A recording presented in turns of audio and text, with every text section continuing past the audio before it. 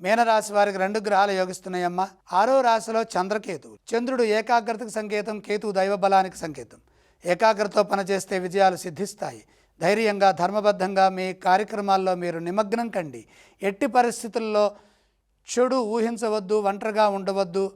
మనసుకి ఎప్పటి విషయాలో గుర్తు చేసుకొని పదే పదే నిరుత్సాహం చెందరాదు. ఎందుకంటే గ్రహదోషం అధికంగా ఉన్నది కాబట్టి మనో చైతన్యం తగ్గకుండా చూసుకోవాలి.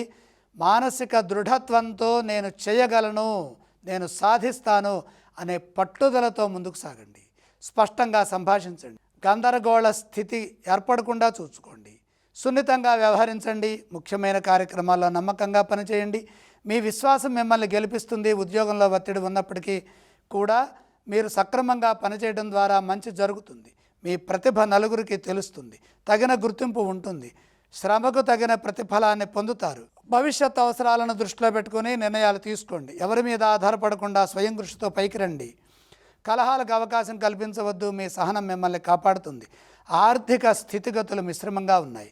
ధనాన్ని సద్వినియోగం చేసుకుంటే భవిష్యత్తు బ్రహ్మాండంగా ఉంటుంది. ఇదే విధంగా కాలాన్ని కూడా జాగ్రత్తగా ఉపయోగించుకోండి.